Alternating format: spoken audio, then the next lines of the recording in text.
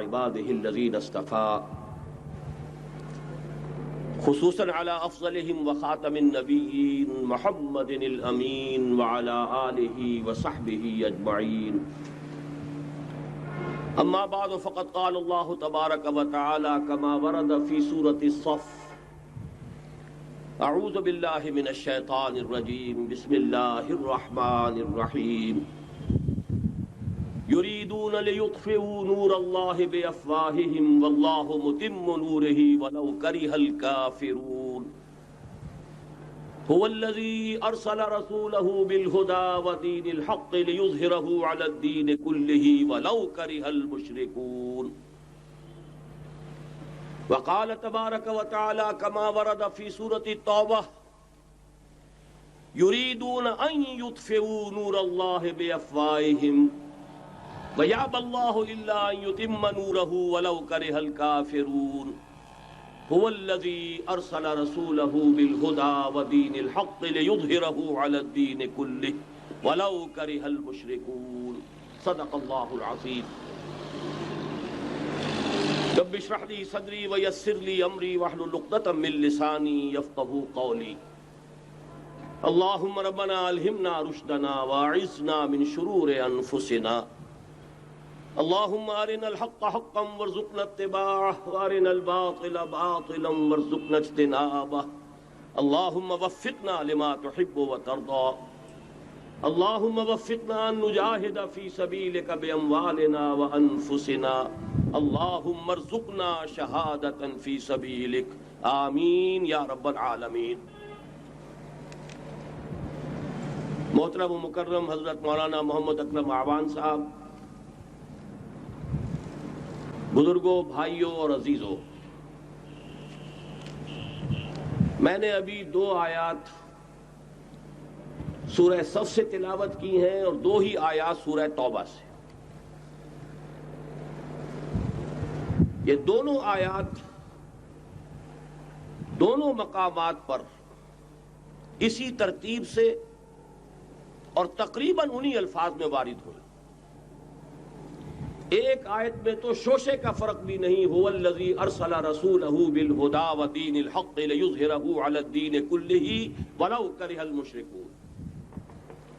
وہی ہے اللہ جس نے بھیجا اپنے رسول محمد صلی اللہ علیہ وسلم کو الہدی یعنی قرآن حکیم اور دین حق یعنی متوازن نظام عدل اجتماعی دے کر لِيُظْهِرَهُ عَلَى الدِّينِ كُلِّهِ تاکہ غالب کر دیں اسے کل کے کل نظام پر. وَلَوْ كَرِهَ الْمُشْرِكُونَ چاہے یہ مشرکوں کو کتنا ہی ناگوار. یہ آیت تو جوں کی توں آئی، ایک شوشے کا فرق نہیں. متصلاً قبل جو آیت آئی ہے اس میں ذرا سا لفظی فرق ہے. يُرِيدُونَ لِيُطْفِئُوا نُورَ اللَّهِ بِأَفْوَاهِهِمْ يُرِيدُونَ أَن يُطْفِئُوا نُورَ اللَّهِ بِأَفْوَاهِهِمْ. لام اور ان کا فرق ہے، باقی وہی ٹکڑا. وہ چاہتے ہیں کہ اللہ کے نور کو اپنی منہ کی پھونکوں سے بجھا دیں. واللہ متم نورہ ولو کرہ الکافرون ویابی اللہ الا ان یتم نورہ ولو کرہ الکافرون. ایک ہی بات کو مثبت اور منفی اسلوب میں بیان کیا گیا.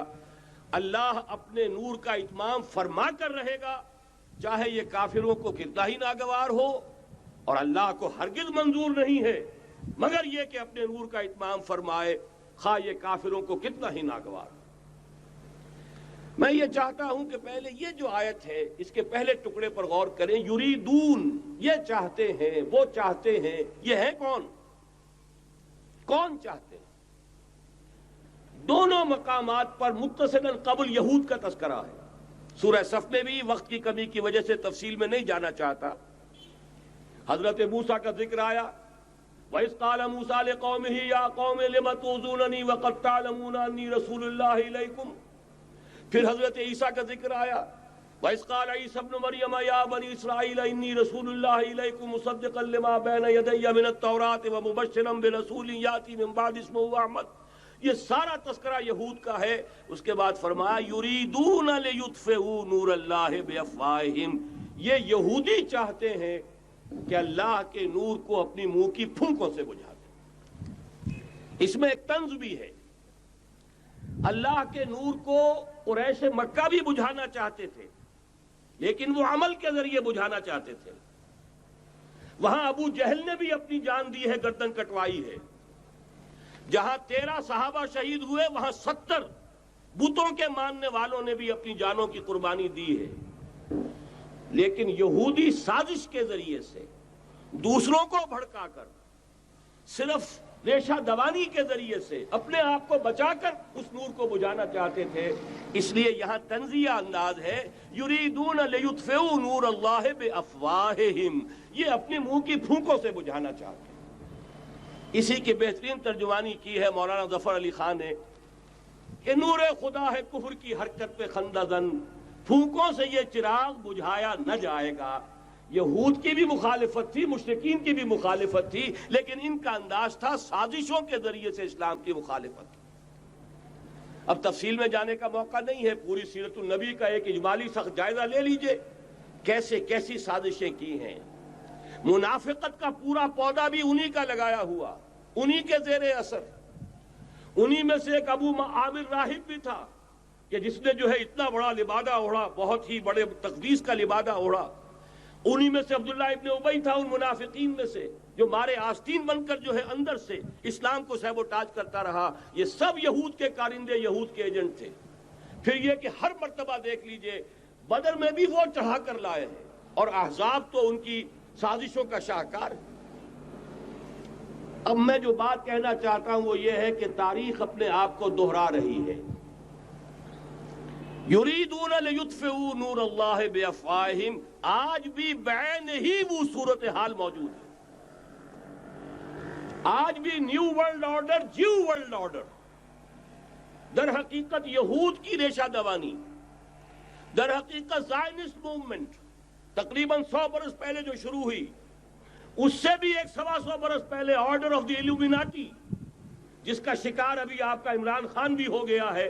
کل جمعے میں مجھے اس کے بارے میں گفتگو کرنی ہے. وہ آرڈر آف دی ایلومیناٹی 1776 میں قائم کیا گیا تھا، یہودیوں کی سازش. وہ آج تک چل رہی ہے. آج بھی یہودی ہے کہ جو اسلام کا خاتمہ اور مسلمانوں کو اپنے کمی کاری بنانے کے لیے ایک پورے ورلڈ آرڈر کا نقشہ بنا کر آ چکے ہیں. اور آج در حقیقت آپ کا اصل دشمن، میں بالکل اتفاق کرتا ہوں مولانا سے، اصل دشمن نمبر 1 میرے اور آپ کے اندر موجود ہے، میرا اور آپ کا نفس. اصل دشمن یہ ہے، نفس ما ہم کم طرف فرعون نیست لیکن اورعون ایراعون نیست. اور دوسرا خارجی دشمن سب سے بڑا یہودی. لیکن یہ کہ اس وقت کے اور اس وقت کے حالات میں ایک بڑا فرق واقع ہوا ہے. مجھے اقبال کے وہ شعر یاد آ رہے ہیں، دنیا کو ہے پھر مارکہ روح و بدن پیش، تہذیب نے پھر اپنے درندوں کو ابھارا، اللہ کو پامردی مومن پہ بھروسہ، ابلیس کو یورپ کی مشینوں کا سہارا. وہی تاریخ ستیزہ کار رہا ہے ازل سے تا امروز، چراغ مصطفی سے شرار بولہبی. تو دنیا کو ہے پھر مارکہ روح و بدن پیش، تہذیب نے پھر اپنے درندوں کو ابھارا، اللہ کو پامردی مومن پہ بھروسہ، ابلیس کو یورپ کی مشینوں کا سہارا. میں جس فرق کی طرف اشارہ کر رہا ہوں ذرا اس پر غور کیجئے. جس وقت یہودی حضور صلی اللہ علیہ وسلم اور صحابہ کرام کی مخالفت کر رہے تھے، ان کے اور عیسائیوں کے درمیان دشمنی تھی. وقالت اليہود لیست النصارى علی شیء وقالت النصارى لیست اليہود علی شیء. ان میں آپس میں سانپ اور نیولے کا بیر تھا اس وقت جبکہ نبی اکرم صلی اللہ علیہ وسلم کے ساتھ یہود کی یہ کشاکش جاری تھی. یہی وجہ ہے کہ آپ کو معلوم ہے کہ قرآن مجید کہتا ہے کہ بدترین دشمن تمام انسانوں میں اہل ایمان کے وہ یہود ہیں، اور قریب ترین اگر کسی کو پاؤ گے دوستی میں مسلمانوں کے تو وہ نصارہ ہیں. سورہ مائدہ کی آیت ہے، وَلَتَجِدَنَّ أَشَدَّ النَّاسِ عَدَاوَةً لِلَّذِينَ آمَنُوا الْيَهُودَ وَلَتَجِدَنَّ أَقْرَبَهُمْ لِلَّذِينَ آمَنُوا مَوَدَّةً لِلَّذِينَ آمَنُوا الَّذِينَ قَالُوا إِنَّا نَصَارَى. اس وقت صورتحال یہ تھی. آج زمین و آسمان کا فرق واقع ہو چکا ہے. آج یہودی عیسائی پر مسلط ہو چکا ہے. یہودیوں نے پورا عالم عیسائیت فتح کر لیا ہے. آج پورا عالم عیسائیت یہودیت کا اعلی کار بن چکا ہے. چنانچہ پہلے تو ایک ہی بات تھی، یہ تو تقریباً 300-400 سال قبل ہو چکا، کہ west white Anglo Saxon Protestants یہ تو اعلی کار بن گئے تھے آج سے صدیوں پہلے. انہی کے ذریعے سے یورپ کے اندر انہوں نے سود کی اجازت حاصل کی، انہی کے ذریعے سے یہ ساری فحاشی اور یہ ساری اریانی کا جو بازار گرم کیا، یہ در حقیقت آزاد خیالی، لبرلزم، حریت فکر، حریت عمل. میں آزاد ہوں، میں ننگا جانا چاہتا ہوں بازار میں، آپ کون ہوتے روکنے والے؟ آپ اپنی آنکھیں بند کر لیں. ہم آزاد ہیں، ہم دو مرد ہیں، شادی کرنا چاہتے ہیں، شوہر اور بیوی کی حیثیت سے رہنا چاہتے ہیں، آپ کون اعتراض کرنے والے؟ یہ سارا یہود کی سازش. اور آپ کو معلوم ہونا چاہیے جب تک پوپ کا کنٹرول تھا یورپ پر، یعنی ابھی کیتھولک جو عیسائیت ہے وہ غالب تھی، اس وقت تک پورے یورپ میں سود حرام تھا، کہیں انٹرسٹ کا کاروبار نہیں ہو سکتا تھا. یہ پروٹیسٹنٹس کے ذریعے سے اس کی اجازت حاصل کی. نتیجہ یہ نکلا، علامہ اقبال شاعر مشرق اس صدی کے آغاز میں گیا تھا یورپ، اور وہاں جا کر اس نے دیکھ لیا تھا فرنگ کی رگے جہاں پنجے یہود میں ہے. معاشی اعتبار سے یہودیوں نے پورے یورپ کے اوپر اپنا تسلط قائم کر لیا تھا. اور یہ یہودی کون تھے؟ Rothschilds, Goldsmiths. یہ گولڈ سمتھ جس نے شکار کیا ہے تازہ عمران خان، ایک ابھرتی ہوئی شے تھا، امیدیں وابستہ ہو رہی تھیں، پہلے ہی سے ایک ہیرو کی شکل میں تھا. وہ اسلام کی بات کرنے چلا تھا، وہ اپنے کلچر کی بات کرنے چلا تھا. گولڈ سمتھ 5 کروڑ پاؤنڈ تو پہلی سلامی ملنے والی ہے. یہ قیمت کس سے کی دی جا رہی ہے؟ غور کیجئے. اگر وہ سارا سازشی کردار جو یہود کا ہے وہ سامنے ہو تو ہر شے آپ کے سامنے بالکل ٹرانسپیرنٹ نظر آئے گی. آپ دیکھ سکتے ہیں کہ اصل میں ہو کیا رہا ہے. بہرحال مجھے جو دوسری بات کہنی تھی وہ یہ کہ یریدون لیطفئوا نور اللہ بافواہہم اس وقت بھی یہودی تھا، آج بھی یہودی ہے. لیکن فرق یہ واقع ہوا ہے کہ اس وقت یہودی کے کنٹرول میں عیسائی نہیں تھے، بلکہ 1200 برس تک یہودیوں کے اوپر ظلم و ستم بلکہ ہوتا رہا عیسائیوں کے ہاتھوں. پورے یورپ میں پرسیکیوٹڈ تھے. انہیں اگر کہیں سہارا ملا مسلمانوں کے ذریعے سے اسپین میں ملا ہے. بن گوریان نے خود لکھا اپنی کتاب میں کہ ڈیورنگ دی ڈائسپورا، یہ ہمارا جو انتشار کا دور ہے 70 عیسوی سے جو شروع ہوا تھا، اس ڈائسپورا کے دوران our golden period is the period of Muslim Spain.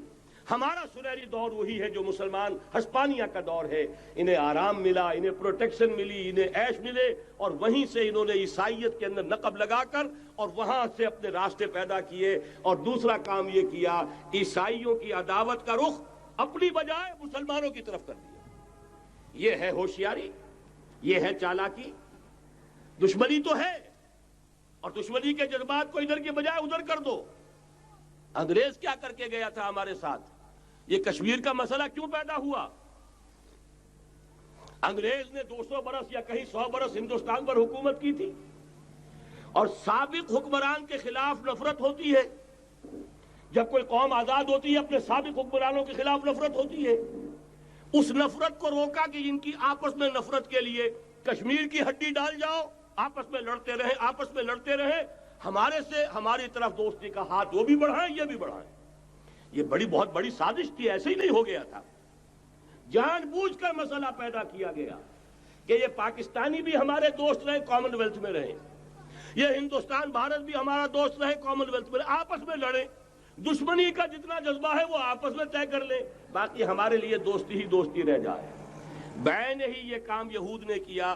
عیسائیوں کا جو کہ حضور کے زمانے میں اقربہم مودۃ للذین آمنوا، جو قریب ترین تھے محبت کے اعتبار سے، جن کے قرب کی ایک مثال یہ ہے کہ نجاشی رحمہ اللہ ایمان لے آئے، جن کے قرب کی ایک مثال یہ ہے وہ وفد آیا تھا عیسائیوں کا. وَإِذَا سَمِعُوا مَا أُنزِلَ إِلَى الرَّسُولِ تَرَىٰ أَعْيُنَهُمْ تَفِيضُ مِنَ الدَّمْعِ، جب انہوں نے قرآن سنا ان کی آنکھوں سے آنسوؤں کی ندیاں روانہ ہو گئیں.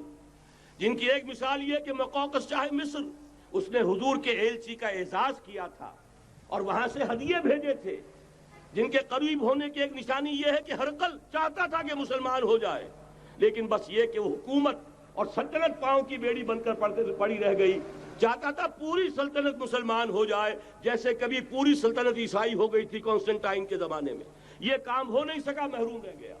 اس قدر قریب تھے یہ نصارہ محمد الرسول اللہ والذین معہ کے، لیکن یہ کہ آپ کو معلوم ہے 10ویں صدی عیسوی کے بعد سے وہ نفرت کا دھارا صلیبی جنگوں کی شکل میں عالم اسلام پر ٹوٹ پڑا، اور اس کے بعد حال ہی میں جو فتح انہوں نے حاصل کی، نوٹ کر لیجئے کہ جہاں تک پروٹیسٹنٹ مذہب کا تعلق ہے وہ تو پہلے سے ان کی جیب میں تھا۔ یہ ویسٹ کا لفظ آپ نے پڑھا ہوگا اور اخبارات میں آتا رہا خلیج کی جنگ کے دوران۔ ویسٹ ایک تو کہتے ہیں یہ بھیڑ جو کاٹ جاتی ہے منہ سوج جاتا ہے، ایک یہ ویسٹ مخفف ہے، وائٹ اینگلو سیکسن پروٹیسٹنٹس۔ سب سے پہلے یہود نے انہیں شکار کیا، اپنا اعلی کار بنایا۔ یہی وجہ ہے آپ کو معلوم ہے 1917 میں انگریزوں کے ذریعے سے انہیں یہ اجازت ملی کہ فلسطین میں زمینیں بھی خرید سکتے ہیں، جائیدادیں بھی خرید سکتے ہیں۔ بالفور ڈیکلریشن، انگلستان کا وزیر خارجہ تھا جس نے کہ یہ اجازت دلوائی ہے، ورنہ یہ کہ خلافت عثمانیہ جب تک قائم رہی ہے، خلیفہ عثمانی ترک خلیفہ نے اجازت نہیں دی، اس لیے کہ حضرت عمر رضی اللہ تعالیٰ عنہ نے، یہ بھی اب تاریخ کی ایک حقیقت بیان کر رہا ہوں جو شاید بہت سے حضرات کے علم میں نہ ہو، کہ جب یروشلم کے عیسائیوں نے سرنڈر کیا ہے، یروشلم حضرت عمر آئے ہیں، تشریف لائے ہیں مدینہ منورہ سے چارج لینے کے لیے، اس وقت جو ٹریٹی لکھی گئی ہے، جو معاہدہ ہوا ہے، اس میں وہاں کے یہودیوں، یہاں کے عیسائیوں نے طے کرایا تھا کہ یہاں آپ یہودیوں کو آباد ہونے کی اجازت نہیں دیں گے۔ یہودی آ سکتا ہے، زیارت کر سکتا ہے، اپنے مقامات مقدسہ کو آ کر دیکھ سکتا ہے، یہاں آباد نہیں ہو سکتا۔ اور یہ کون شرط رکھ رہا ہے؟ عیسائی۔ اس وقت تک عیسائیوں کی دشمنی یہودیوں کے ساتھ اس درجے میں تھی، اور یہی حضرت عمر رضی اللہ تعالیٰ عنہ کی وہ شرط تھی کہ سلاطین عثمانیہ، خلفاء عثمانیہ نے بھی، حالانکہ یہودیوں نے بڑی سے بڑی رشوت دینے کی کوشش کی ہے، سلطان عبدالحمید خان کو یوں سمجھیے کہ سیم و زر سے خریدنے کی کوشش کی ہے، لیکن اس کے باوجود ان کا کہ جو فیصلہ حضرت عمر کر گئے تھے، جو کمٹمنٹ رضی اللہ تعالی عنہ ان کی ہے، میں اس سے سرے منہ انحراف نہیں کر سکتا۔ اصل میں اسی کی تو صدا ہے جو فری میسنری کے ذریعے سے خلافت کا خاتمہ کرایا گیا، کہ یہی سب سے بڑی رکاوٹ ہے۔ اگر خلافت ختم نہ ہوتی اور اگر کہیں جہاد کا اعلان خلیفہ عثمانی کی طرف سے ہو گیا ہوتا تو یہ کہی تھی بات، جب حضرت شیخ الہند رحمۃ اللہ علیہ جب یہ اسیری میں تھے مالٹا میں، تو وہاں کا انگریز کمانڈنٹ، اس نے چونکہ وہ کچھ مرید ہو گیا تھا یا کم سے کم عقیدت مند ہو گیا تھا، ایک روز حضرت شیخ الہند نے ان سے سوال کیا اس شخص سے کہ آپ لوگ ہماری خلافت کے پیچھے کیوں پڑے ہوئے؟ یہ تو بیمار، تم خود کہتے ہو، یورپ کا مرد بیمار ترکی، آپ کو کیا ڈر ہے اس سے؟ آپ کیوں اس بیچاری خلافت کے در پہ ہیں؟ اس شخص نے جواب دیا تھا، مولانا اتنے بھول پن کے ساتھ بات نہ کیجئے، ہم بھی جانتے ہیں، آپ بھی جانتے ہیں، اگر کہیں خلافت عثمانیہ کی طرف سے جہاد کا اعلان ہو گیا تو پورے عالم اسلام سے لاکھوں مسلمان اپنے سروں سے کفن باندھ کر نکل آئیں گے۔ آج اس گئے گزرے دور میں بھی اس کمزور اور یوں سمجھیے کہ نام نہاد خلافت کے اندر اتنی جان ہے، اتنی طاقت ہے، لہذا اس کو ختم کیا گیا، اور ختم کرایا گیا کن کے ذریعے سے؟ وہ جو مسلمان کہلاتے ہیں تھے فری میسن، مصطفیٰ کمال پاشا فری میسن، اور اس کے ذریعے سے انہوں نے سارے کام جو کروائے وہ در حقیقت اپنے سازشوں کے ذریعے سے اور مسلمانوں کو استعمال کر کے کروائے۔ بہرحال بات لمبی ہو رہی ہے۔ پہلی بات تو یہ ہے کہ وہی نقشہ اس وقت کا آج بھی ہے جہاں تک یہودیوں کا تعلق ہے، لیکن فرق یہ واقع ہو گیا کہ اس وقت عیسائی یہودیوں کے تابع نہیں تھے، بلکہ عیسائیوں اور یہودیوں کے مابین دشمنی تھی۔ آج یہودی عیسائیوں پر مسلط ہو چکا ہے، فرنگ کی رگے جاں پنجے یہود میں ہے، اور آج کے فرنگ کا لیڈر امریکہ ہے۔ امریکہ کا صدر یوں سمجھیے کہ وہ ان یہودیوں کا غلام ہے، مجال نہیں کہ ان کی مرضی سے ادھر سے ادھر ہو جائے، اور اگر کوئی غلطی سے ادھر سے ادھر ہو جائے تو اس کا پتہ چاک ہو جائے گا۔ آپ دیکھیے کیا حشر ہوا ہے بش کا، حالانکہ بہت بڑا ہیرو بن کر نکلا تھا گلف وار سے، لیکن ذرا سا ایک بیان دے دیا تھا کہ جو اسرائیل کو پسند نہیں آیا تو جو الیکشن میں چاروں شانے چت ہوا ہے اس کا جو حشر ہوا ہے وہ دیکھ لیجئے۔ تو پہلی بات تو یہ سمجھ لیجئے کہ آج بھی یہودی، یہ نیو ورلڈ آرڈر ہے، نیو ورلڈ آرڈر، اور اس میں عیسائی دنیا اس کی اعلی کار ہے۔ اب صورتحال کیا ہے؟ عیسائی دنیا، میں ایک بات بتا رہا تھا بیچ میں رہ گئی، کہ جہاں تک پروٹیسٹنٹ عیسائی تھے وہ تو پہلے ان کے ہاتھ میں تھے، حال ہی میں انہوں نے جو فتح حاصل کی ہے وہ کیتھولک عیسائیت کو بھی اپنے ہاتھ میں لے لیا ہے۔ چنانچہ پوپ صاحب نے فرمان جاری کر دیا ہے کہ ہمارے خداوند یسوع مسیح کے قتل کی ذمہ داری ان یہودیوں پر نہیں ہے، بری کر دیے گئے۔ 1900 برس کے بعد، بلکہ 2000 برس کے قریب ہو گئے، انہیں ایگزونریٹ کر دیا گیا، ایبسالو کر دیا گیا، ان پر ذمہ داری نہیں۔ نتیجہ یہ نکلا ہے کہ ابھی چند مہینے پہلے جو مذاکرات صلح کے ہو رہے تھے، جن میں یاسر عرفات بھی تھے اور یہ اسحاق رابین گیا ہوا تھا واشنگٹن، وہاں سے واپس آیا ہے تو روم میں رک کر پاپائے روم سے ملاقات کر کے تشریف لائے ہیں، انہیں دعوت دی ہے کہ یروشلم آئیے، اور ویٹیکان نے تسلیم کر لیا ہے اسرائیل کو، اور ویٹیکان کا اب جو ہے ایک ایمبیسی، اس کا جو ہے سفارت خانہ وہ یروشلم میں بننے والا ہے، اور پوپ صاحب بھی وزٹ کرنے والے ہیں۔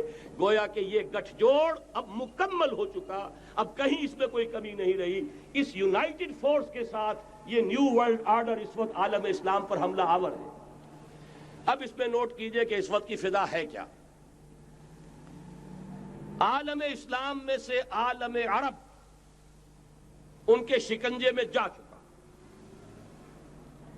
کیوں بنا کر کھڑے ہوئے ہیں اسرائیل کو ماننے کے لیے اور سر تسلیم خم کرنے کے لیے۔ انہیں بلا کر میڈرڈ میں پیش کیا گیا یہودیوں کے سامنے کہ تم جن کے ساتھ ایک ٹیبل پر بیٹھنے کو تیار نہیں تھے، میڈرڈ میں آؤ، آؤ اپنا قبرستان دیکھو، یہ اسپین کی سرزمین جہاں تم نے 800 برس حکومت کی تھی، یہ تمہارا قبرستان، یہاں آؤ اور بیٹھو اور ان کے ساتھ بات کرو۔ گئے تھے کہ نہیں تمام فرنٹ لائن سٹیٹس میڈرڈ میں؟ حالانکہ کوئی بین الاقوامی کانفرنس کبھی میڈرڈ میں نہیں ہوئی، یا تو یہ واشنگٹن میں، بعد میں وہ سارے معاملات واشنگٹن میں چلے، شروع وہاں سے کیا۔ اس لیے کہ نیوز ویک کا کچھ عرصے پہلے کور سٹوری جو تھی 1992 is the year of Spain. Why? 1592 was the year of the fall of Granada. 1492 میں 1492 میں غرناطہ کا سقوط ہوا، اور پورے آئیبیرین پیننسولا سے ایک ایک مسلمان بچہ نکال کر ختم کر دیا گیا، یا زندہ جلا دیے گئے، یا تہہ تیغ کر دیے گئے، یا جہازوں میں بھر بھر کر۔ اور آپ کو معلوم ہے میڈیٹرینین کی حیثیت کیا ہے، خلیج ہے، ایک معمولی سی خلیج، ادھر سے اسپین کا ساحل قریب آ جاتا ہے، اسپین کے ساحل سے جہازوں میں بھرا اور نارتھ افریقہ کے ساحل کے اوپر پھینک کر آ گئے۔ پورے ہسپانیہ میں جہاں 800 برس مسلمان کی حکومت رہی، ایک بچہ بھی مسلمان نام کا موجود نہ رہا۔ یہ تھا 1492، اور اب آیا تھا 1992۔ 1992 is the year of Spain۔ اسی لیے ورلڈ اولمپکس رکھے گئے، وہاں دلہن کی طرح سجایا گیا ہسپانیہ کو، اور بلایا گیا، طلب کیا گیا، سمن کیا گیا تمام دول عرب کو، آؤ یہاں بیٹھو، اور یہاں بیٹھ کر اپنے ان یہودی دشمنوں کے ساتھ مصالحت کی بات شروع کرو۔ بہرحال نوٹ کر لیجئے، عالم عرب جا چکا۔ کوئی دن کی بات ہے، میں سنسنی پیدا نہیں کرنا چاہتا، لیکن حالات اور واقعات سے نگاہیں بند کرنا بھی کوئی دانش مندی کی بات نہیں ہے۔ یہ ایودھیا کی مسجد شہید کی گئی، ابھی یہ ایک بہت بڑا مزار جو ہے شہید کیا گیا، اور اس کے ساتھ کئی مسجدیں شہید کی گئی۔ یہ سب کیا ہے؟ یہ مسلمانوں کی نفس دیکھی جا رہی ہے کہ کوئی غیرت اور حمیت نام کی کوئی شے باقی ہے؟ جیسے علامہ اقبال نے وہ نظم لکھی تھی، عبد القادر روہیلا بڑا ظالم جفاجو کینہ پرور تھا، لیکن یہ کہ اس نے جو ایک ٹیسٹ لیا تھا کہ وہ جو عورتیں ہیں تیموری خاندان کی، ان میں کوئی رمق رہ گئی ہے؟ معلوم ہوا کہ نہیں، کہ غیرت نام تھا جس کا گئی تیمور کے گھر سے، ختم، غیرت نکل گئی۔ اسی طرح ایودھیا کی مسجد، اب چرار شریف، اور یہ کوئی دن کی بات ہے کہ اب مسجد اقصی کا نمبر آیا کہ آیا۔ اس کے لیے پوری تیاریاں ہو چکی ہیں. یروشلم کا مشرقی حصہ خالی کرایا جا چکا ہے. اس کے اندر اب پورا تسلط یہودی کر رہے ہیں. یہاں تک کہ اب کے یاسر عرفات صاحب نے بھی کچھ نہ کچھ جو ہے احتجاج کی بات کی ہے. حالانکہ اب تک ہر بات مان کر منقار زیر پر تھا، لیکن یہ کہ ایک وقت آتا ہے آخر کار اسے بھی کچھ بولنا پڑ گیا ہے. لیکن یہودی اب پیچھے قدم ہٹانے والا نہیں ہے. ان کا تھرڈ ٹیمپل، تیسری مرتبہ ہیکل سلیمانی تعمیر ہونا ہے. نوٹ کر لیجئے، ان کے لیے وہ وہی کچھ ہے جو ہمارے لیے کعبہ ہے. ان کے لیے ہیکل سلیمانی بالکل وہی حیثیت رکھتا ہے جو ہمارے لیے کعبہ. وہ ہیکل سلیمانی ایک مرتبہ پہلے نبوکدنضر کے ہاتھوں مسمار ہوا، پھر سن 70 عیسوی میں ٹائٹس کے ہاتھوں مسمار ہوا. سن 70 کے بعد آج 1995 میں کتنے برس ہو گئے؟ پورے 1925 برس ہو گئے کہ ان کا کعبہ زمین بوس پڑا ہوا ہے. اب تک تو ان کا بس نہیں تھا، اب تو بس ہے کہ نہیں؟ اب ان کی حکومت ہے کہ نہیں؟ اب شاہ حسن ہو چاہے شاہ حسین، ان کے نوکر اور چاکر ہیں یا نہیں؟ اب انہیں ڈر کس کا ہے؟ لہذا کوئی دن کی بات ہے مسجد اقصی شہید ہوگی اور ٹیمپل کی تعمیر شروع ہوگی. یہ تو بہرحال ایک نقشہ ہے. اگلا نقشہ آپ کو بتانا چاہتا ہوں، ایک دوسری تصویر ہے. یہ تصویر ہے زمینی، ایک تصویر ہے آسمانی. وَمَكَرُوا وَمَكَرَ اللَّهُ وَاللَّهُ خَيْرُ الْمَاكِرِينَ. انہوں نے اپنی سی تدبیریں کی، اللہ نے اپنی تدبیر کی، اور ظاہر بات ہے اللہ کی تدبیر سے بہتر تدبیر کس کی ہوگی؟ چنانچہ یہودیوں کی سازشیں اس وقت بھی ناکام ہوئی تھی یا نہیں؟ ظاہر بات ہے جاء الحق وزهق الباطل ان الباطل کان زہوقا. لہذا یہ آیتیں دونوں اعلان کر رہی ہیں کہ یہودیوں کی سازشیں بالآخر ناکام ہوں گی اور دین حق کا بول بالا ہو کر رہے گا. یہ تو ان آیتوں سے ظاہر ہے. یریدون لیطفئوا نور اللہ بافواہہم واللہ متم نورہ ولو کرہ الکافرون. یریدون ان یطفئوا نور اللہ بافواہہم ویابی اللہ الا ان یتم نورہ ولو کرہ الکافرون. هو الذی ارسل رسولہ بالہدی ودین الحق لیظہرہ علی الدین کلہ ولو کرہ المشرکون. اللہ نے تو بھیجا ہی ہے اپنے رسول کو اس فیصلے کے ساتھ اور یہ ذمہ داری اور مشن دے کر کہ جو دین حق آپ کو دے کر بھیجا جا رہا ہے اسے غالب کیجئے، نافذ کیجئے، قائم کیجئے. اس مشن کے ساتھ بھیجا جا رہا ہے اور وہ بہرحال آیا جاء الحق وزهق الباطل ان الباطل کان زہوقا. لیکن نوٹ کرنے کی بات یہ ہے، ذرا یہاں تھوڑا سا تحمل کے ساتھ غور کیجئے گا، کہیں میرے خلاف کوئی فتویٰ دینا شروع کر دیں. کیا حضور کا مقصد بعثت اس وقت مکمل ہو گیا تھا؟ ایک درجے میں ہو گیا کہ جزیرہ نماء عرب پر اللہ کے نور کا بھی اتمام ہو گیا، اللہ کا دین بھی غالب ہو گیا. ہو گیا کہ نہیں ہو گیا؟ لیکن کیا محمد الرسول اللہ صرف عرب کے لیے بھیجے گئے تھے؟ قرآن کہتا ہے ببانگ دہل وما ارسلناک الا کافۃ للناس بشیرا ونذیرا. اے محمد صلی اللہ علیہ وسلم، ہم نے نہیں بھیجا ہے آپ کو مگر پوری نوع انسانی کے لیے بشیر اور نذیر بنا کر. تو جان لیجئے کہ یہ مقصد بعثت محمدی صلی اللہ علیہ وسلم بتمام و کمال اس وقت پورا ہوگا جب کل عالم انسانیت پر، کل روئے ارضی پر اللہ کا دین اسی طرح غالب ہو جائے گا جس طرح کہ محمد رسول اللہ والذین معہ صلی اللہ علیہ وسلم ورضی اللہ تعالی عنہم اجمعین، ان کے ہاتھوں سے، ان کے ایثار سے، ان کی قربانیوں سے، جن کا نقشہ آپ کے سامنے مولانا کھینچ چکے ہیں، ان کے اثار، ان کی قربانیاں، ان کی محنت، ان کی جفاکشی، ان کی سرفروشی، ان کے جان تن من دھن لگا دینے کے نتیجے میں جیسے اس وقت غالب ہوا تھا کل روئے ارضی پر غالب ہوگا، تب کہیں جا کر مقصد بعثت محمدی مکمل ہوگا. یہی وجہ ہے اقبال نے کہا تھا وقت فرصت ہے کہاں، کام ابھی باقی ہے، نور توحید کا اتمام ابھی باقی ہے.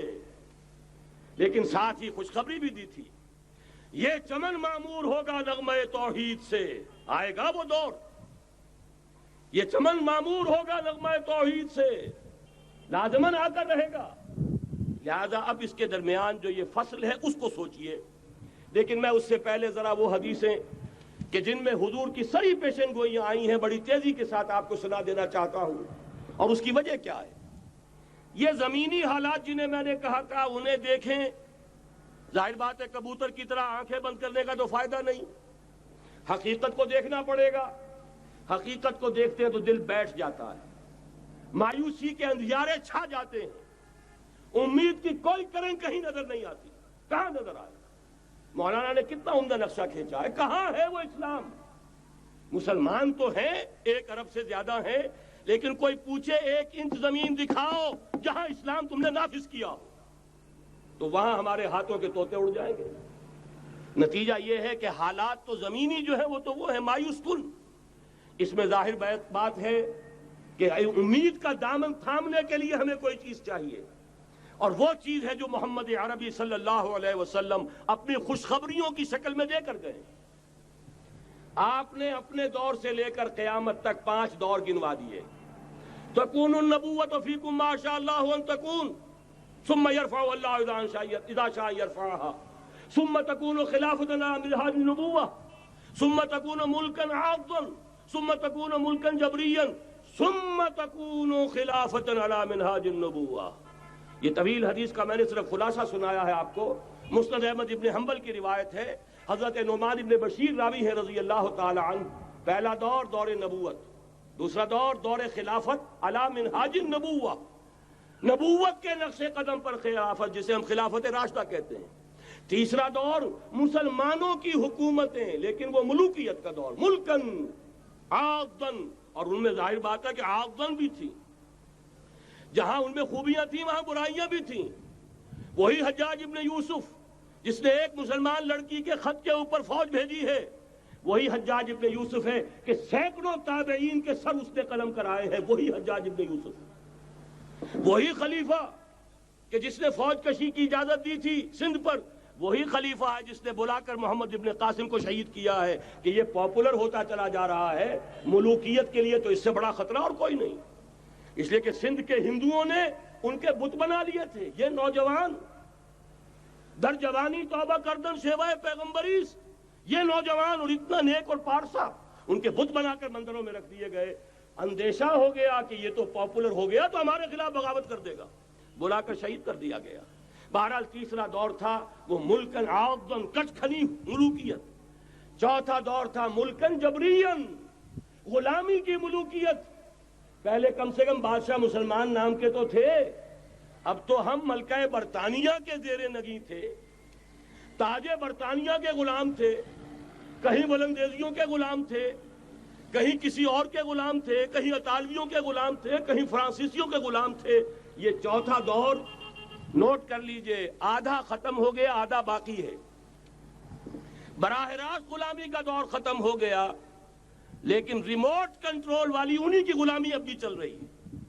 فیصلہ وہی ہے جو مولانا نے کہا، تسبیح یا امریکہ یا امریکہ یا امریکہ۔ وہی لوگ، وہی ذہن، وہی ان کی بود و باش، وہی ان کی معاشرت، وہی ان کی سوچ، وہی ان کے اقدار، وہی ان کے نظریات، وہی ان کی معاشیات، وہی ان کی معاشرت، ہر شے وہی ہے، صرف رنگ کا فرق ہے اور کچھ نہیں۔ نظام ابھی وہی ہے، چلانے والے بھی انہی کے پرستار ہیں، بلکہ ریموٹ کنٹرول سے وہی چلا رہے ہیں۔ وہ تو آپ کے بجٹ کا بھی فیصلہ کرتے ہیں، آپ کی الیکٹریسٹی کے ریٹس بھی معین کرتے ہیں۔ تو حال یہ ہے کہ ابھی وہ چوتھا دور ختم نہیں ہوا، فرق صرف یہ ہے کہ ڈائریکٹ کی بجائے ریموٹ کنٹرول ہے۔ لیکن حضور کی خوشخبری یہ ہے، ثم تکون خلافۃ علی منہاج النبوہ، پھر ایک دور آئے گا خلافت علی منہاج النبوہ کا۔ یہ محمد الرسول اللہ کی نوید ہے، وہو الصادق المصدوق، وہ سچے ہیں، ان کی صداقت پر خود اللہ گواہ ہے۔ لہذا وہ دور آ کر رہے گا، اس میں کسی بھی بندہ مومن کے لیے کسی شک و شبے کی کوئی گنجائش نہیں۔ اگلی حدیث اگلی سنیے، اب جب یہ دور آئے گا تو عالمی ہوگا، جیو ورلڈ آرڈر نہیں ہوگا، جسٹ ورلڈ آرڈر ہوگا۔ یہ نیو ورلڈ آرڈر NWO، حقیقت میں جیو ورلڈ آرڈر ہے JWO، لیکن اسی کو بدلنا ہے جسٹ ورلڈ آرڈر آف اسلام، اور وہ گلوبل ہوگا۔ 2 حدیثوں کا تذکرہ کر دوں۔ حضرت ثوبان حضور کے ایک آزاد شدہ غلام تھے، وہ روایت کرتے ہیں، مسلم شریف کی روایت ہے، یہ صحیحین میں فرماتے ہیں کہ حضور نے ارشاد فرمایا، ان اللہ زوالی الارض فرأیت مشارقها ومغاربها وان امتی سیبلغ ملکها ما زوی لی منها۔ رواہ مسلم رحمہ اللہ، حضور فرماتے ہیں اللہ تعالیٰ نے میرے لیے پوری زمین کو لپیٹ دیا، یہاں تک کہ میں نے اس کے سارے مشرق دیکھ لیے، سارے مغرب دیکھ لیے، اور سن لو مجھ سے، ٹیک اٹ فرام می، میری امت کی حکومت ان تمام علاقوں پر قائم ہو کر رہے گی جو مجھے زمین کو لپیٹ کر اور سکیڑ کر دکھا دیے گئے۔ گلوبل ہوگی کہ نہیں؟ دوسری حدیث سنیے، یہ پھر مسند احمد ابن حنبل کی ہے، حضرت مقداد ابن الاسود رضی اللہ تعالی عنہ فرماتے ہیں حضور نے فرمایا لا يبقى على ظهر الارض بيت وبر ولا مدر الا ادخله الله كلمة الاسلام بعز عزيز وذل ذليل اما يعزهم الله فيجعلهم من اهلها او يذلهم فيدونون لها۔ یہ ہے حدیث مسند احمد ابن حنبل کی۔ اور حضرت مقداد فرماتے پھر میں نے کہا اچھا تب تو ہو جائے گی وہی بات، وَيَكُونَ الدِّينُ كُلُّهُ لِلَّهِ، دین کل کا کل اللہ کے لیے ہو جائے گا۔ حدیث کا ترجمہ یہ ہے کہ حضور نے فرمایا روئے زمین پر نہ کوئی اینٹ گارے کا بنا ہوا گھر رہے گا، نہ کوئی اونٹ کے بالوں کے بنے ہوئے کمبلوں کا خیمہ رہے گا جس میں اللہ تعالیٰ کلمہ اسلام کو داخل نہ کر دے۔ لیکن یہ داخلہ دو طریقے سے ہوگا، بعز عزیز و ذل ذلیل، یا صاحب عزت کے اعزاز کے ساتھ یا کسی مغلوب کی مغلوبیت کے ساتھ، یعنی یا تو اللہ تعالیٰ ان کا اعزاز فرمائے گا اور وہ کلمہ اسلام کے خود قائل ہو جائیں گے۔ جب گھر والا خیمے والا اسلام لے آئے گا تو اسلام اس کے گھر میں داخل ہوگا، اس کو بھی عزت نصیب ہوگی۔ وَلِلَّهِ الْعِزَّةُ وَلِرَسُولِهِ وَلِلْمُؤْمِنِينَ، عزت تو حق ہے اللہ کا، اس کے رسول کا اور اہل ایمان کا۔ اور اگر وہ اسلام قبول نہیں کرے گا تو یوت الجزیۃ عن ید وہم صاغرون، چھوٹے ہو کر رہنا پڑے گا، جزیہ دینا ہوگا، اسلام کی بالادستی قبول کرنی ہوگی۔ بتائیے اس کے بعد بھی کوئی شک ہے؟ یہ ہے آسمانی نقشہ۔ یہ اللہ فرما رہے ہیں واللہ متم نورہ ویابی اللہ الا یتم نورہ لیظہرہ علی الدین کلہ ولو کرہ المشرکون، یہ اللہ کا فیصلہ ہے۔ ادھر یریدون لیطفئوا ہے، یہ زمینی نقشہ ہے۔ اب شکل کیا ہے؟ اب میں آپ سے عرض کر دوں کہ ان دونوں کے مابین جو خلا نظر آ رہا ہے، کوئی شخص یقین کے ساتھ نہیں کہہ سکتا کہ اب حالات کا کیا رخ ہوگا، اس لیے کہ ظاہر بات ہے قرآن مجید میں مستقبل کے بارے میں خود حضور سے کہلوایا گیا وَإِنْ أَدْرِي أَقَرِيبٌ أَمْ بَعِيدٌ مَا تُوعَدُونَ، لوگوں مجھے معلوم نہیں ہے کہ جس بات کی تمہیں خبر دی جا رہی ہے وہ قریب آ چکا ہے یا دور ہے۔ وَإِنْ أَدْرِي لَعَلَّهُ فِتْنَةٌ لَكُمْ وَمَتَاعٌ إِلَىٰ حِينٍ، اور میں نہیں جانتا، ہو سکتا ہے اللہ کچھ اور مہلت دے دے تمہیں اور کچھ اور آزمائش جو ہے اس کے لیے تمہارے لیے کوئی اور مہلت عطا فرما دے، ہو سکتا ہے۔ تو میں بھی کسی دعوے سے نہیں کہہ رہا، لیکن دو امکانات ہیں۔ امکان نمبر ایک کیا ہے؟ ابھی عالم اسلام کا ایک سالڈ بلاک ہے جو یہودی ورلڈ آرڈر کی نگاہوں میں کھٹک رہا ہے۔ میں کھٹکتا ہوں دل یزداں میں کانٹے کی طرح۔ اگرچہ ان کی اسٹریٹجی کیا ہے؟ ایک ایک کر کے ان کے حصے بکھرے کر کے تیا پانچا کرو۔ ابھی وہ بلاک کون سا ہے؟ ایران ہے، افغانستان ہے، پاکستان ہے اور روسی ترکستان سے آزاد ہونے والی جو ریاستیں ہیں، یہ ایک سالڈ بلاک۔ یہ عجمی مسلمان عربی نہیں، عربی گئے، یہ نوٹ کر لیجئے، اس لیے کہ عربوں کو اللہ نے فضیلت دی تھی، محمد ان میں سے تھے صلی اللہ علیہ وسلم، یہ رتبہ بلند ملا جن کو مل گیا۔ لیکن ساتھ ہی اللہ نے دھمکی بھی دے دی تھی سورہ محمد میں، ان تتولوا یستبدل قوما غیرکم، اگر تم پیٹھ دکھا دو گے اس مشن کو جو ہم نے تمہارے حوالے کیا ہے، تمہیں ہٹائیں گے، کسی اور کو لے آئیں گے۔ اور یہ بات ہو چکی ہے 13ویں صدی عیسوی میں، 1258 میں جب سقوط بغداد ہوا ہے، عربوں کے ہاتھ سے عالم اسلام کی قیادت چھین لی گئی، معذور کر دیا گیا۔ اس کے بعد قیادت کن کے ہاتھوں میں آئی؟ ترکوں کے ہاتھ میں، ترکان تیموری ہندوستان میں، ترکان صفوی ایران میں، ترکان سلجوقی مڈل ایسٹ میں، اور ترکان عثمانی کا تو کہنا ہی کیا ہے، وہ ایشیا مائنر سے چل کر آپ کو معلوم ہے کہ مشرقی یورپ کا کتنا بڑا علاقہ، دی گریٹ آٹومان امپائر اس صدی کے آغاز تک قائم تھی۔ اس صدی میں عجیب عجیب معجزے ہوئے ہیں۔ گریٹ آٹومان امپائر جو 3 بر اعظموں پر محیط نام و نشان ختم. دی گریٹ USSR نام و نشان ختم. اب تو روس صاحب ایک ملک کی حیثیت سے رہ گئے. یہ اس صدی میں دو اور وقت نہیں ہے میں اور آپ کو کیا بتاؤں. اس صدی میں تو بڑے بڑے عجیب عجوبے ہوئے ہیں.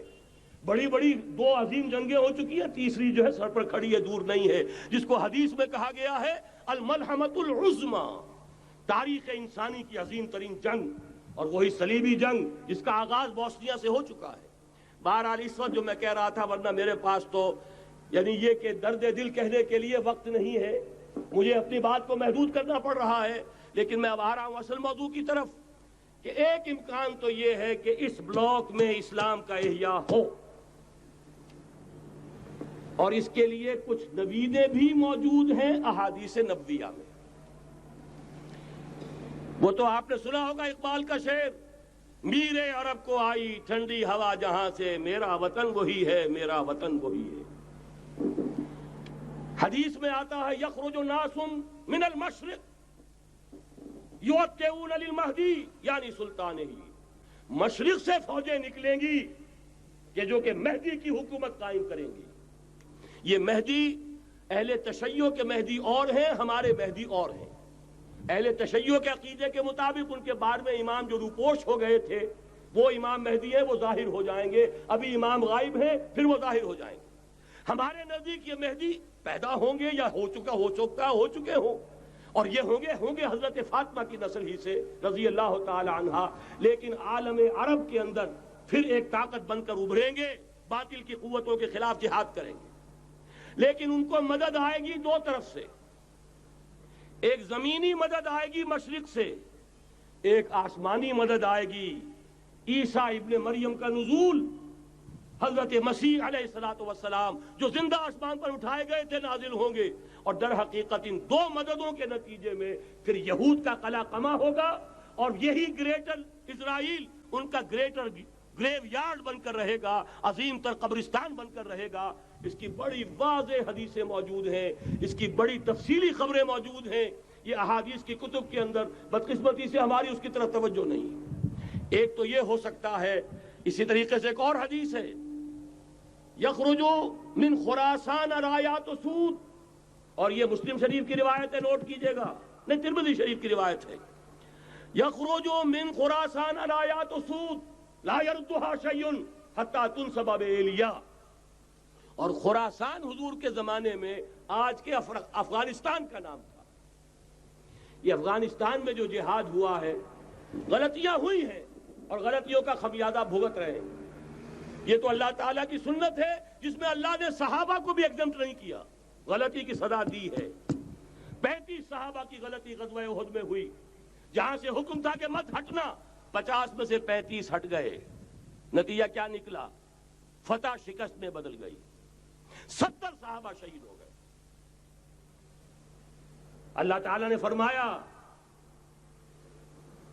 وَلَقَدْ صَدَقَكُمُ اللَّهُ وَعْدَهُ إِذْ تَحُسُّونَهُم بِإِذْنِهِ حَتَّىٰ إِذَا فَشِلْتُمْ وَتَنَازَعْتُمْ فِي الْأَمْرِ وَعَصَيْتُم مِّن بَعْدِ مَا أَرَاكُم مَّا تُحِبُّونَ. مسلمانوں, ہم سے گلہ نہیں کر سکتے, ہم نے اپنا وعدہ سچا کر دکھا دیا تھا جبکہ تم انہیں گاجر مولی کی طرح کاٹ رہے تھے. لیکن جب تم ڈھیلے پڑ گئے, تم نے ڈسپلن کو توڑا, تم نے اختلاف کیا, تو سزا دی ہم نے. تو اگر صحابہ کرام رضوان اللہ تعالی علیہم اجمعین خیر الناس بعد الانبیاء, پوری نوع انسانی کے اندر انبیاء کے بعد بلند ترین انسان, اگر ان کی بھی غلطی کا خمیازہ جو ہے اللہ نے چکھایا, کیوں چکھایا؟ ضروری تھا, آئندہ کے لیے سبق ہو جائے. یہ وَلِيُمَحِّصَ مَا فِي قُلُوبِكُمْ, تاکہ تمہارے دلوں کے اندر اگر کہیں کوئی کھوٹ ہے اور پاک کر دیں ہم. اس لیے بہرحال غلطیاں ہوئی ہیں افغانستان میں. ایک امام کے ساتھ بیعت نہیں تھی, بلکہ بدقسمتی اور پڑھ کر یہ ہے بیعت کر کے توڑ دی. عبد الرسول سیاف صاحب کے ہاتھ پر ہمارے پاکستان کے 7 گروپ جو تھے, انہوں نے عین حرم میں بیٹھ کر بیعت کی اور پاکستان آ کر بیعت توڑ دی. سزا اس کی مل رہی ہے, آپس کی خانہ جنگی یوں ہی نہیں ہو رہی, کوئی سبب ہے. لہذا یہ سزا تو ملے گی, لیکن جتنا خون یہاں پر خلوص کے ساتھ دیا گیا ہے اس کی مقدار بھی کم نہیں ہے. یہاں سے خیر برآمد ہوگا اور دوسری بات اپنے بارے میں نوٹ کر لیجئے، یہ پاکستان، بچا کھچا Pakistan, what remains of Pakistan, یہ اصل میں ہے کیا؟ مولانا بہت خوبصورت انداز میں فرما رہے تھے کہ یہ 313 نہیں تھے، اسلام تھا۔ اسی طرح نوٹ کیجئے، پاکستان نہیں ہے، 4 صدیوں کی تجدیدی مساعی کا حاصل ہے۔ آپ نے کبھی نوٹ کیا ختم نبوت کے بعد اب سب سے اونچا منصب کس کا ہے؟ مجددین۔ سنن ابی داؤد کی روایت، ان اللہ یبعث فی هذه الامہ علی راس کل 100 عام من یجدد لها دینها۔ اور نوٹ کیجئے کوئی بات ہے، 1000 برس تک سارے مجدد عالم عرب میں پیدا ہوئے، جیسے ہی دوسرا 1000 سال شروع ہوا، الف ثانی کا مجدد اعظم شیخ احمد سرہندی کہاں تھا؟ صنم خانہ ہند میں حاضر ہوا۔ میں شیخ مجدد کی لحد پر، وہ خاک کے ہے زیر فلک مطلع انوار، گردن نہ جھکی جس کی جہانگیر کے آگے، جس کے نفس گرم سے ہے گرمی آرات۔ وہ پھر 12ویں صدی کا مجدد اعظم امام الہند شاہ ولی اللہ دہلوی، 13ویں صدی کا مجدد اعظم سید احمد بریلوی، اس کے خون کا امین اور اس کے ساتھ کے شہداء کے خون کا امین، ان کے جسموں کا امین آپ کا خطہ ہزارہ، آپ کا خطہ سوات، اس میں ان کی جانیں ہیں جو دی گئی ہیں۔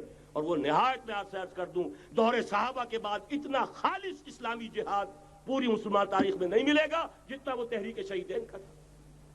14ویں صدی ہجری میں شیخ الہند جیسا مجاہد اعظم کہ انگریز نے گرفتار کر کے قید بھی کیا ہے، تو کہاں؟ ہندوستان میں نہیں، کہاں؟ جزیرہ سائرس، کیا نام تھا؟ مالٹا، جزیرہ مالٹا بحر روم میں۔ اقبال کے نفس سے ہے لالے کی آگ تیز، ایسے غزل سرا کو چمن سے نکال دو۔ کہیں ہندوستان کی کسی جیل میں ہوا تو شاید اس کے نفس کی گرمی ہی سے کوئی حرارت پیدا ہو جائے۔ اور اسی صدی میں، 14ویں صدی ہجری میں، اقبال جیسا مفکر، اسی 14ویں صدی ہجری میں مودودی جیسا مصنف، اسی 14ویں صدی ہجری میں مولانا الیاس جیسا مبلغ رحمہم اللہ، عظیم شخصیتیں۔ آج پورے عالم اسلام میں آپ کو تبلیغی دوست ملیں گے۔ یہ کہاں سے شروع ہوئی تحریک؟ دہلی کی ایک چھوٹی سی مسجد سے، وہ مسجد بنگلے والی، اب تو بڑی عالیشان ہو گئی ہے، جب وہاں شروع ہوا تھا کام بڑی چھوٹی سی مسجد۔ یہ سارے کام یہاں کیوں ہوئے؟ پورا عالم اسلام آزاد ہوا، کہیں نعرہ اسلام کا نہیں لگا، کہیں عرب قومیت پر، کہیں کسی اور عصبیت پر تحریکیں چلی ہیں، صرف تحریک پاکستان تھی کہ پاکستان کا مطلب کیا؟ لا الہ الا اللہ۔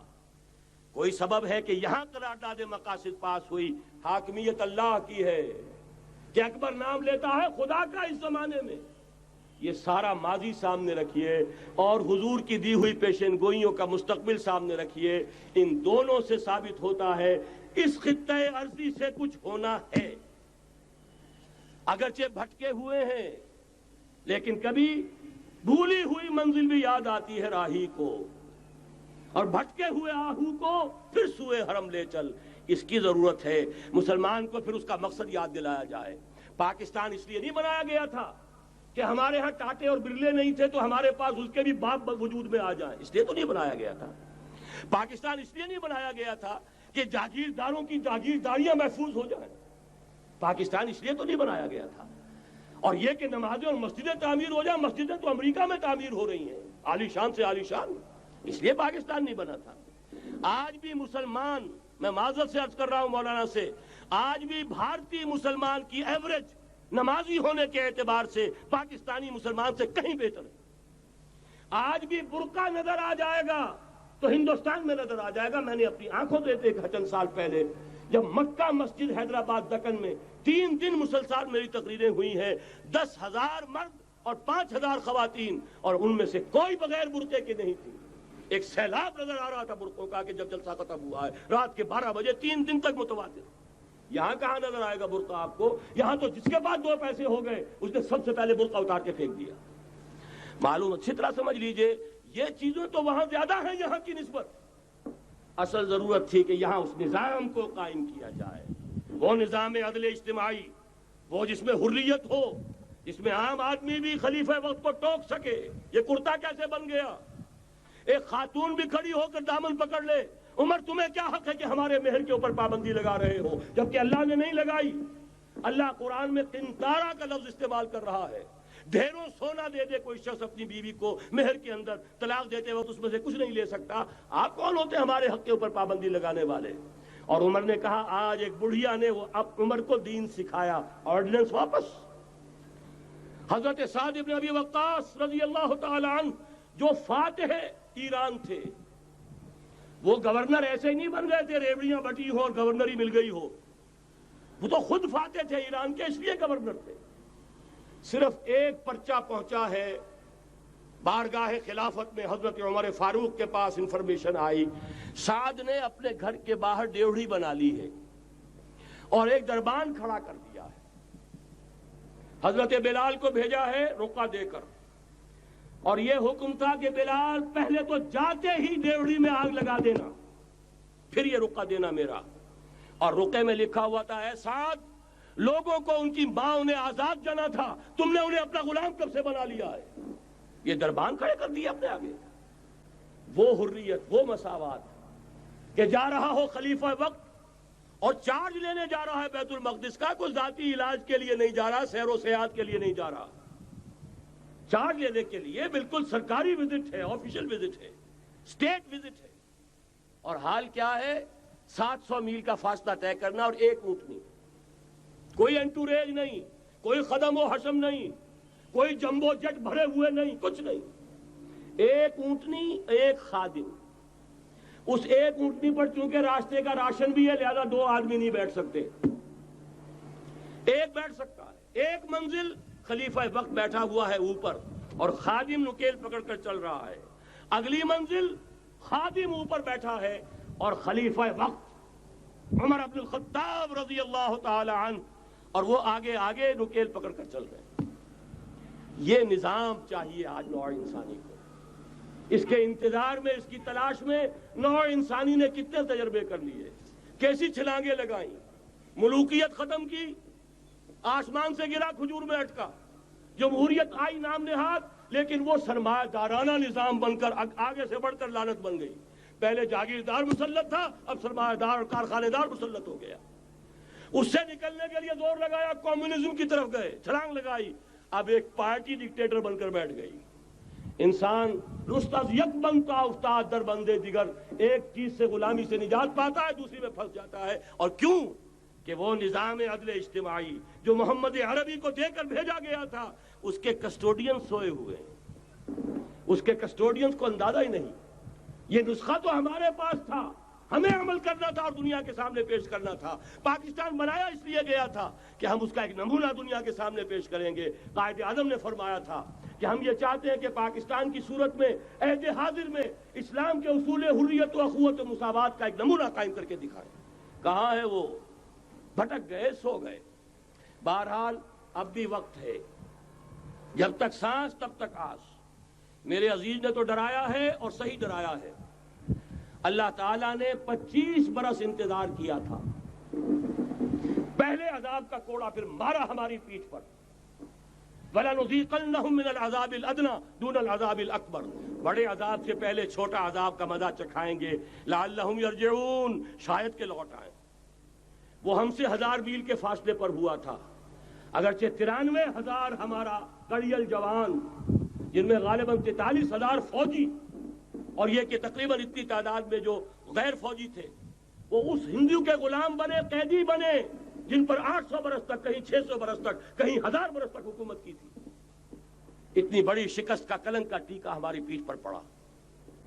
پہلے عذاب کا کوڑا آ گیا تھا، 25 برس ہو گئے تھے قمری حساب سے، نوٹ کر لیجئے، یہ نہ سمجھیے 24.25 برس ہوئے تھے، 24.25 برس قمری حساب سے 25 برس تھے۔ اور اب نوٹ کر لیجئے اگلے 25 برس کے پورے ہونے میں اگلے رمضان کی 27 تاریخ تک صرف مہلت ہے۔ نصف صدی پوری ہوا چاہتی ہے۔ کوئی عجب نہیں اس عذاب الادنیٰ سے بعد ہم جاگے نہیں، ہوش میں نہیں آئے، کوئی عجب نہیں کہ بڑے عذاب کا کوڑا ہماری پیٹھوں پر برس جائے۔ لیکن مجھے یہ یقین ہے، نوٹ کر لیجئے، اگر یہ دوسرا امکان ہو گیا، خدا نہ خواستہ اللہ کے عذاب کا کوڑا ہماری پیٹھ پر برسا، مجھے یقین ہے اللہ ہندوؤں کو مسلمان بننے کی توفیق دے گا، لیکن اسلام کا بول بالا اسی خطے سے ہوگا. تاریخ میں یہ ہو چکا ہے آیا فتنہ تاتار کے افسانے سے، پاسباں مل گئے کعبے کو صنم خانے سے. تاتاریوں کے ہاتھوں کروڑوں مسلمان قتل ہوئے، لیکن اسلام نے تاتاریوں کو فتح کر لیا، اور پھر اسلام کا مسلمانوں کا دوسرا دور عروج انہی تاتاریوں کی مختلف شاخوں کے تحت ہوا. وہ تاتاری ہی تو تھے، وہ سارے ہورس، ٹرکش ہورس، ترکان تیموری، ترکان صفوی، ترکان سلجوقی، ترکان عثمانی، وہی تو سٹاک تو وہی ہے آیا فتنہ تاتار کے افسانے سے، پاسباں مل گئے کعبے کو صنم خانے سے. اس لیے کہ حضور نے فرمایا مشرق سے ہوگا، یہاں سے فوجیں چلیں گی، تو کوئی عجب نہیں. بہرحال یہ دو امکانات ہیں، لیکن اس کا فیصلہ تیرے ہاتھوں میں ہے، دل یا بدن. سیدھی بات. اگر تو اب بھی ہم ٹھیک ہو جائیں، جاگ جائیں، ہوش میں آ جائیں، قوم یونس کی طرح توبہ کر لیں، تو بغیر عذاب کے کوڑے کے رحمت خداوندی ہم پر سایہ کرے گی. اگر ہم نہ جاگے تو وہ عذاب کا کوڑا آئے گا.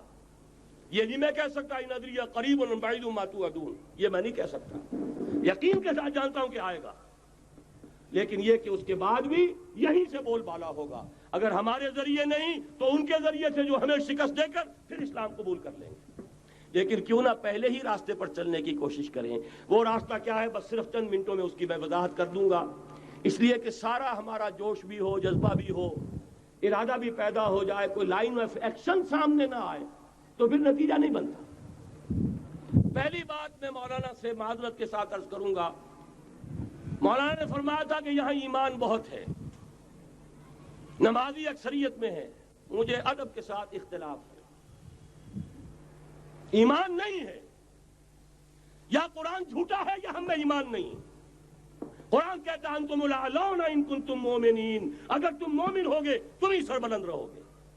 ہم تو سربلند نہیں ہیں، تو کیا کہیں گے قرآن جھوٹا ہے، ایمان نہیں ہے. ہمیں موروثی عقائد مل گئے ہیں اپنے والدین سے، ہم by birth, accident of birth مسلمان ہو گئے ہیں. ہم نے اسلام کی کوئی قیمت نہیں دی ہے، اسلام کو کوئی تکلیف جھیل کر اپنے لیے اختیار نہیں کیا ہے. پہلا مرحلہ ہے یا ایھا الذین آمنوا آمنوا باللہ ورسولہ والکتاب الذی نزل علی رسولہ. اے ایمان والو ایمان لاؤ. ایک درجے میں تو ایمان والے ہو کہ اقرار باللسان کر رہے ہو، آمنت باللہ کما ہوا باسمائہ وصفاتہ وقبلت جمیع احکامہ، اقرار باللسان وتصدیق بالقلب. آمنت باللہ وملائکتہ وکتبہ ورسلہ والقدر خیرہ وشرہ من اللہ تعالی والبعث بعد الموت. لیکن یہ اقرار باللسان ہے، کبھی ذرا دلوں میں جھانکو، تصدیق بالقلب ہے. تصدیق بالقلب ہو جائے تو زندگی کا نقشہ بدل جائے گا، سوچ بدل جائے گی، ترجیحات بدل جائیں گی. آج زندگی سب سے عزیز ہے، پھر شہادت کی موت اس سے کہیں زیادہ عزیز ہوگی. نشان مرد مومن بات گویم جو مرگ آیت تبسم بر لبے اوست.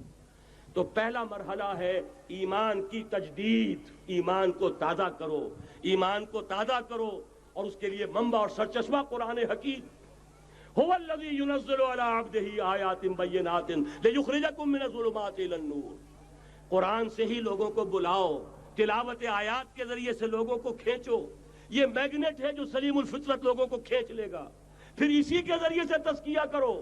یا ایھا الناس قد جاءتکم موعظۃ من ربکم وشفاء لما فی الصدور. تمہارے سینوں کے اندر جو روگ ہیں ان کا علاج بھی یہی قرآن ہے. پھر اسی کی تعلیم دو. یتلو علیہم آیاتہ ویزکیہم ویعلمہم الکتاب والحکمہ. یہ پہلا مرحلہ. دوسرا مرحلہ جو ایمان اپنا تازہ کر لیں، شعوری طور پر اللہ، آخرت، رسالت، قرآن، محمد الرسول اللہ کی ختم نبوت، اس پر ایمان لے آئیں شعوری طور پر. تجدید ایمان. نوٹ کر لیجئے سورہ نساء کی وہ آیت یا ایھا الذین آمنوا آمنوا باللہ ورسولہ. ایمان لاؤ، اے ایمان والو ایمان لاؤ. جو لوگ یہ مرحلہ طے کر لیں وہ بنیان مرصوص بنے بیعت کی بنیاد پر. لیکن بیعت کون سی؟ بیعت جہاد. یہ جو بخاری شریف میں ترانہ آیا ہے صحابہ کرام کا، غزوہ خندق میں جب صحابہ کدالیں چلا رہے تھے، خندق کھودی جا رہی تھی، تو ان کی زبانوں پر ایک شعر تھا، نحن الذین بایعوا محمدا علی الجہاد ما بقینا ابدا، ہم وہ ہیں جنہوں نے محمد سے بیعت کی ہے جہاد کی، جب تک جان میں جان ہے جہاد جاری رہے گا۔ یہ جہاد کی بیعت، سید احمد بریلوی رحمۃ اللہ علیہ نے پہلے بیعت لی تھی بیعت ارشاد، پھر بیعت لی بیعت جہاد، اور اسے کہا یہ سلسلہ محمدی ہے۔ سلسلہ چشتیہ میں بیعت ہو گئی، سلسلہ سہروردیہ میں ہو گئی، سلسلہ نقشبندیہ میں ہو گئی، سلسلہ قادریہ میں ہو گئی، اب آؤ بھائی سلسلہ محمدیہ میں بیعت کرو، اور سلسلہ محمدیہ جہاد کی بیعت ہے۔ نحن الذین بایعوا محمدا علی الجہاد ما بقینا ابدا، اس جہاد کی بیعت سے منظم ایک امیر کا حکم، بایعنا رسول اللہ صلی اللہ علیہ وسلم علی السمع والطاعۃ فی العسر والیسر والمنشط والمکرہ وعلی اثرۃ علینا وعلی لا ننازع الامر اہلہ وعلی ان نقول بالحق اینما کنا لا نخاف فی اللہ لومۃ لائم۔ ایک حدیث متفق علیہ، بخاری میں مسلم میں بھی، یہ ہے وہ اسلامی حزب اللہ کا دستور۔ نمبر 3 کام کیا ہوگا؟ جہاد، جماعت بن گئی جہاد، لیکن جہاد کا پہلا مرحلہ ہے جہاد باللسان، زبان سے جہاد، دعوت، تلقین، نصیحت، اور ان سب کا مرکز و محور قرآن، جہاد بالقرآن، جہاد باللسان، جہاد بالقرآن۔ فلا تطع الکافرین وجاہدہم بہ جہادا کبیرا، اے نبی آپ ان کافروں کی باتیں نہ سنیے، ان کے کہنے میں مت آئیے، ان سے کوئی اثر قبول نہ کیجیے، اور ان کے خلاف جہاد کرتے رہیے اس قرآن کے ذریعے سے۔ بہت بڑا جہاد، 13 برس تک جہاد ہوتا رہا ہے قرآن کے ذریعے سے، لیکن اس کے بعد اب مکے میں آ کر، جب اللہ نے مدینے میں آ کر موقع عطا فرما دیا، جب وہاں پر آ کر ایک بیس عطا کر دیا، اب وہاں سے جہاد بالسیف، جہاد بالید کا آغاز ہوا۔ اب طاقت کے ساتھ، قوت کے ساتھ، ہاتھ کے ساتھ جہاد شروع ہوا۔ اس میں آخری بات عرض کر رہا ہوں، آج کے دور میں اس کی ایک شکل تو وہ تھی جو حضور کے دور میں تھی، 313 کے مقابلے میں 1000 یا 4000 3000 آ گئے تھے احد میں، ادھر سے 1000 نکلے تھے، بعد میں 300 چلے گئے واپس، تو 700 رہ گئے۔ آج کا معاملہ کچھ ذرا مختلف ہے۔ نمبر 1 تو یہ کہ جو حکمران ہے وہ خود مسلمان ہے، صدام حسین بھی دستی پھیرتا ہوا فوٹو کھنچواتا ہے، کیا کرے؟ بے نظیر بھٹو کو بھی کسی نے آج تک کافر تو نہیں کہا، چاہے وہ کفریہ کلمات کہتی رہتی ہے۔ اسلامی شاعر کا مذاق اڑانے کے بعد اور کون سی کسر رہ گئی؟ لیکن فتویٰ کسی نے لگایا نہیں۔ اسی طریقے سے حسنی مبارک کو بھی کسی نے نہیں کہا کہ کافر ہے، لہذا مسلمان ہی حکمران ہے۔ نمبر 1 وہاں یہ تھا، ایک طرف کافر، ایک طرف اہل ایمان، کلیئر کٹ جو ہے معاملہ موجود تھا۔ دوسرے یہ کہ یہاں سٹینڈنگ آرمیز ہیں، پیراملٹری فورسز ہیں، وہاں کیا تھا؟ ادھر بھی والنٹیئر، ادھر بھی والنٹیئر، کوئی سٹینڈنگ آرمی، کوئی ٹرینڈ آرمی موجود نہیں تھی۔ 313 بھی والنٹیئر تھے، 1000 بھی والنٹیئر تھے، البتہ یہ کہ اسلحہ کا فرق تھا۔ لہذا آج کی دنیا میں معاملہ، اس کی ایک مثال ایرانیوں نے پیش کر دی ہے، اور وہ ہے یک طرفہ جنگ،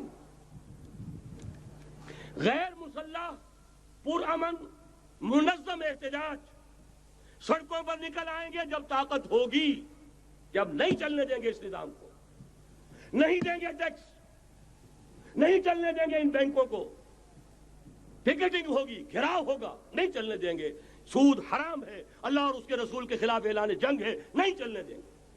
لیکن اس کے لیے پہلے طاقت ہو، صداقت کے لیے جس دل میں مرنے کی تڑپ، پہلے اپنے پیکرے خاکی میں جاں پیدا کرے۔ محمد عربی نے مکے میں نہیں شروع کر دیا تھا جہاد صلی اللہ علیہ وسلم، حالانکہ 150-200 آدمی تو وہاں بھی موجود تھے، لیکن یہ کہ نہیں، آپ حالات، عالم اسباب ہے، اس کا جائزہ لے کر کوئی قدم اٹھائیں گے۔ قرآن میں خود کہا گیا ہے، اے مسلمانوں پہلے تم 10 پر 1 بھاری تھے، اب تمہارے اندر الآن فیکم ضعفا، اب کچھ کمزوری آ گئی ہے، اب 2 پر 1 بھاری رہے گا۔ لیکن کمزوری اسی وقت آ گئی تھی، اوسط جو ہے کم ہو گیا۔ نئے جو مسلمان ہوئے تھے ان کی وہ پختگی تو نہیں تھی جو مکے کے مہاجرین کی تھی، جو ان آزمائشوں کی بھٹیوں میں سے گزر کر آئے تھے۔ جو کندن بن کر نکلے تھے ان آزمائشوں کی بھٹیوں سے۔ لہذا جان لیجئے آج کے دور میں جہاد بالید یک طرفہ جنگ کی صورت میں ہوگا، اور اگر ایرانیوں نے کر کے دکھا دیا تو ڈوب کر مر جانے کا مقام ہے سنی مسلمانوں کے لیے کہ وہ نہ کر سکے۔ جب بھی میں بات کرتا ہوں کہتے ہیں یہاں نہیں ہو سکتا، کیوں؟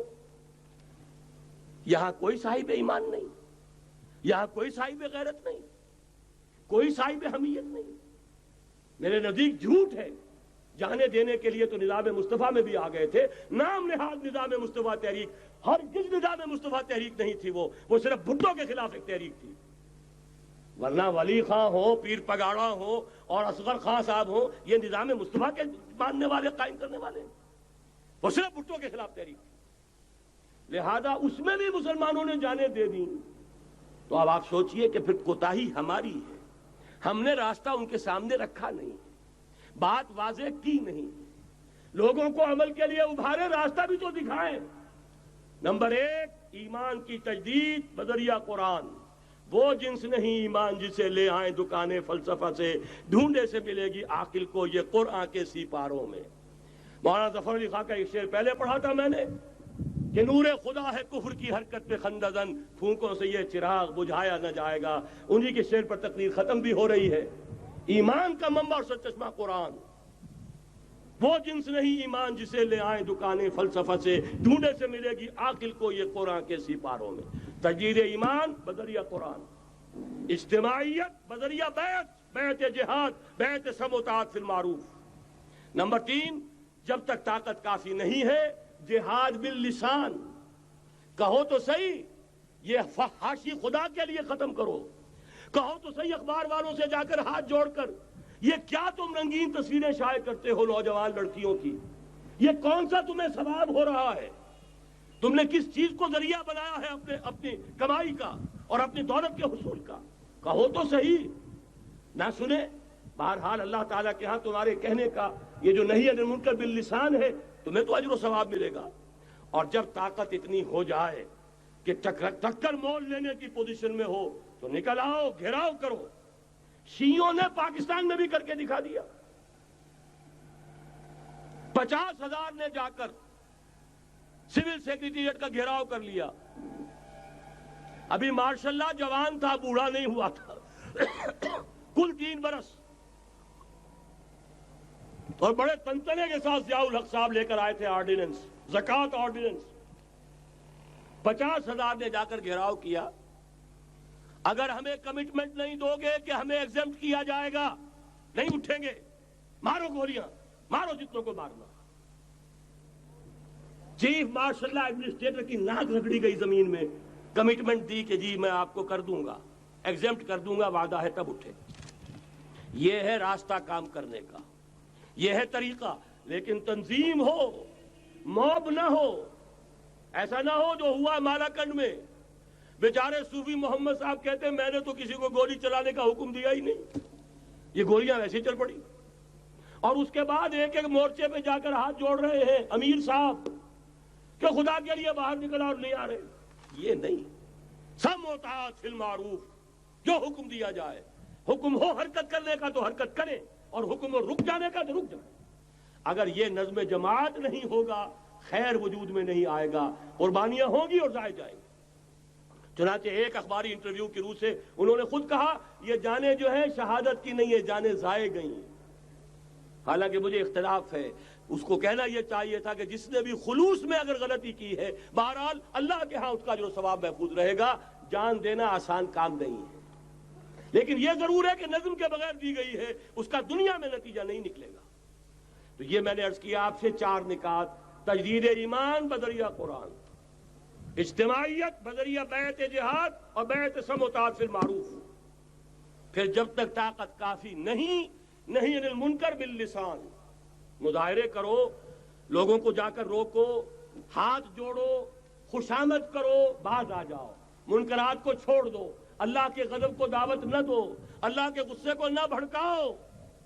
لیکن جب طاقت کافی ہو جائے، منظم جماعت جو جانے دینے کے لیے تیار ہوں، جو اپنے سینوں پر گولیاں کھانے کو تیار ہوں، پھر میدان میں آئیں گے، پھر کہیں گے یا یہ منکرات نہیں یا ہم نہیں، یا تخت یا تختہ، اس کے سوا تیسری بات پھر کوئی نہیں ہوگی. اور اس کے لیے یہ ون سائیڈڈ وار، یک طرفہ جنگ ایرانیوں نے کر کے دکھا دی. ہلکی سی جھلک ہمیں بھی پاکستان میں دکھا دی. اب بھی اگر ہم کہیں کہ ہمارے سامنے راستہ نہیں ہے تو یہ سوائے اس کے کہ اپنے آپ کو وہ جو اقبال نے کہا پتہ نہیں نام کیا ہے اس کا، خدا فریبی کے خود فریبی، عمل سے فارغ ہوا مسلمان بنا کے تقدیر کا بہانہ. راستے تو صاف ہے، نشانات راہ بھی اب تو سامنے موجود ہیں. اگر اس کے باوجود ہم حرکت نہیں کرتے تو سارا قصور ہمارا اپنا ہے.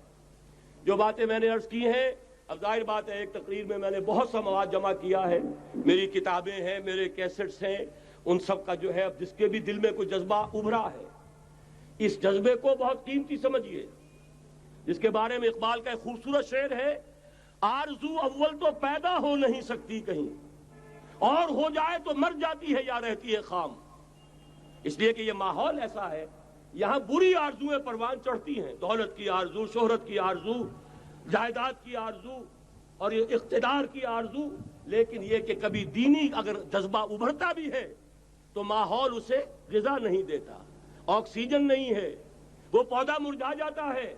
لہذا جس کے دل میں بھی وہ جذبہ ابھر آیا ہو اس کو مضبوطی کے ساتھ اس لمحے کو امر بنا دیجئے. ہندی میں الف لگانے سے برعکس ہو جاتا، مر امر، تل اٹل، امر بنا دیں اس کو.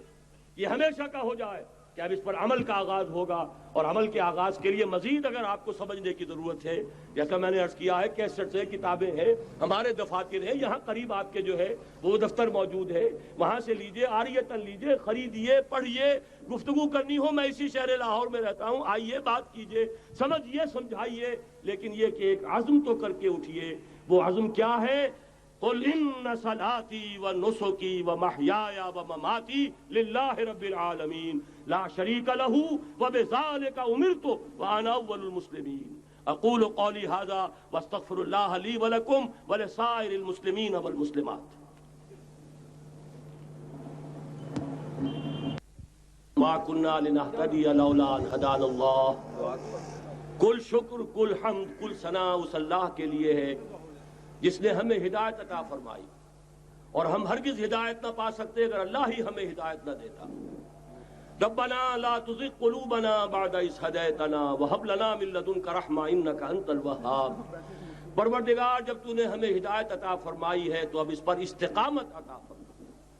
اے اللہ ہمارے دلوں کو کج نہ ہونے دے. پروردگار تیرے نبی نے ہمیں بتایا ہے صلی اللہ علیہ وسلم کہ ہم سب کے دل تیری دو انگلیوں کے مابین ہیں، تو جدھر چاہتا ہے پھیر دیتا ہے. اے اللہ ہمارے دلوں کو ایمان کی طرف، اسلام کی طرف، جہاد کی طرف، ذوق شہادت کی طرف پھیر دے. ربنا تقبل منا انك انت السميع العليم وتب علينا انك انت التواب الرحيم. اللهم انصر من نصر دين محمد صلى الله عليه وسلم واجعلنا منهم. اللهم ربنا اجعلنا منهم. واخذل من اعرض عن دين محمد صلى الله عليه وسلم ولا تجعلنا معهم.